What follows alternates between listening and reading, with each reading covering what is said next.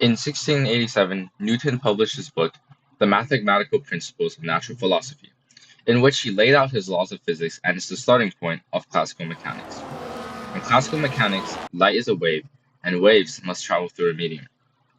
For example, sound waves must travel through air, or water waves must travel through water.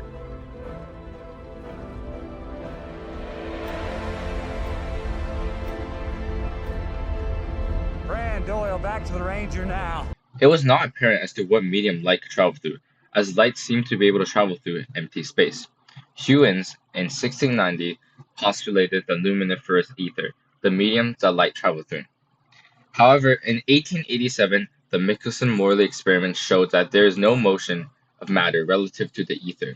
This was taken as proof that the ether did not exist.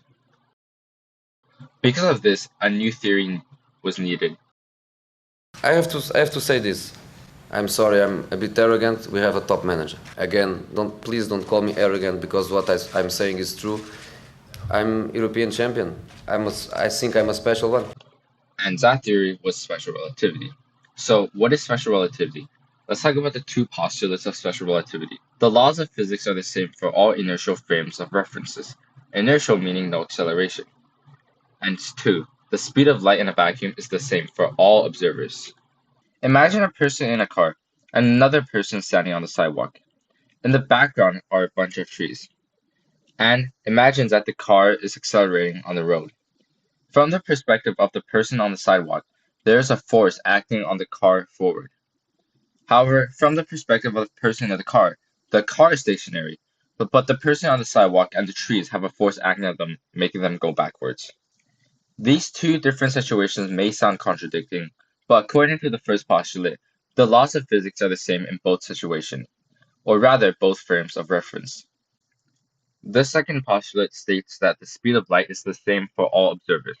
This means that, taking the example from postulate 1, let's say there's a person on the sidewalk, a person in a car, and let's say the car is traveling at half the speed of light, and there's a light beam.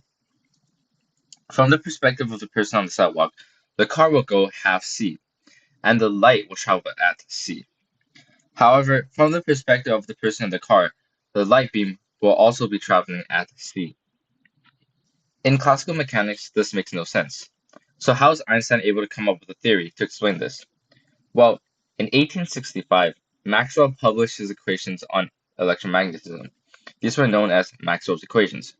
Maxwell stated that electromagnetic waves always travel at the same speed.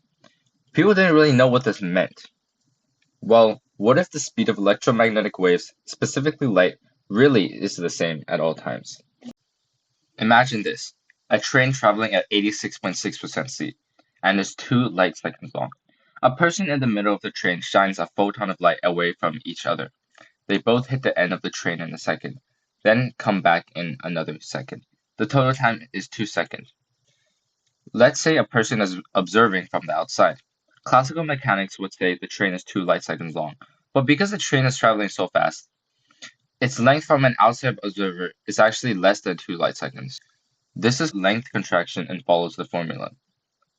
Using the formula, the train is only 1 light second long. The person inside the train shines 2 photons away from each other. Normally, the light will travel at the same speed due to inertia, but according to Maxwell, electromagnetic waves travel at the same speed. So, the light traveling in the direction of the train has to only travel 0.5 light seconds.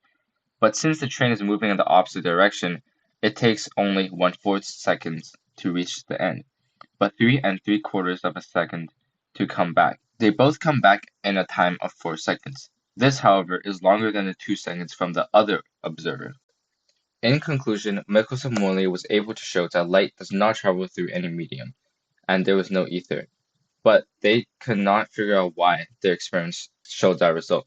Einstein came in and developed his theory of special relativity, in which he was able to explain the Michelson-Morley experiment by postulating that the speed of light really is the same for all observers, and he used math to show how that was possible.